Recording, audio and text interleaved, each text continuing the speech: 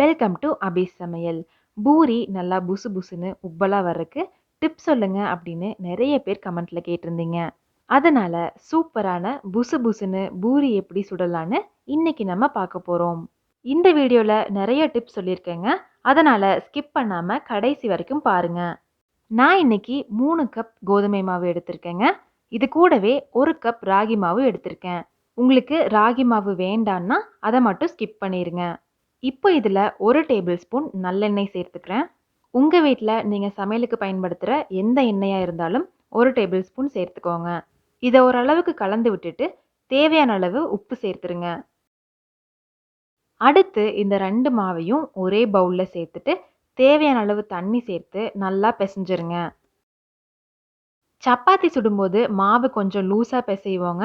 ஆனால் பூரிக்கு எப்போவுமே மாவு கெட்டியாக தாங்க பிசையணும். அப்பதான் பூரி சுடும்போது எண்ணெயும் அதிகமாக இழுக்காம புசு புசுன்னு சூப்பராக வரும்.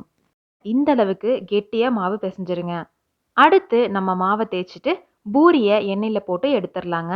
பூரிக்கு தேய்க்கும் போது ஒரு சின்ன உருண்டை எடுத்துட்டு மீதி இருக்க மாவை எப்போதுமே மூடியே வச்சிருங்க. அப்படி இல்லைன்னா காற்று பட்டு ரொம்ப காஞ்சு போயிருங்க. பூரியும் கரெக்டாக வராது. அடுத்தது பூரிக்கு தேய்க்கும் போது மாவு தொட்டு தேய்க்காதீங்க. தேவைப்பட்டா 2 சொட்டு எண்ணெய் மட்டும் விட்டு தேய்ச்சிருங்க. இப்ப பாருங்க, ரொம்ப கெட்டியாவும் இல்லாம ரொம்ப மெல்லிசாவும் இல்லாம இந்த அளவுக்கு பூரி மாவை தேய்ச்சிருங்க. அடுத்தது நல்லா சூடா இருக்க எண்ணெயில போட்டு சுட்டு எடுத்துருங்க. பூரி சுடும்போது எண்ணெய் நல்லா சூடா இருக்கணுங்க. எண்ணெய் நல்லா சூடா இல்லைன்னா பூரி நல்லா புசு புசுன்னு உப்பி வராதுங்க. எண்ணெயும் அதிகமா இழுத்துரும். அதனால பூரி போடுறதுக்கு முன்னாடி எண்ணெயை நல்லா காய வச்சிருங்க. பூரி மாவு தேய்க்கும் போது ரொம்ப தடிமனா தேய்ச்சிட்டிங்கன்னா உள்ள ஒரு லேயர் வேகாம அப்படியே இருக்குங்க. ஆனா அதே பூரியை ரொம்ப லேசா தேய்ச்சிட்டிங்கன்னா பூரி சுடும்போது சின்ன சின்ன ஓட்டைகள் விழுந்து காத்து எல்லாமே வெளியே போயிருங்க. அப்ப பூரி உப்பலாவே இருக்காது. அதனால நீங்க பூரி சுடும்போது முதல்ல ஒரு பூரி போட்டு பாருங்க.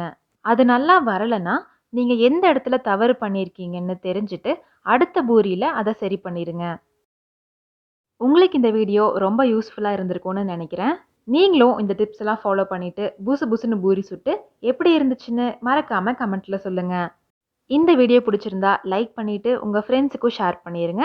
மறக்காம அபி சமையல் சேனலை சப்ஸ்கிரைப் பண்ணிருங்க.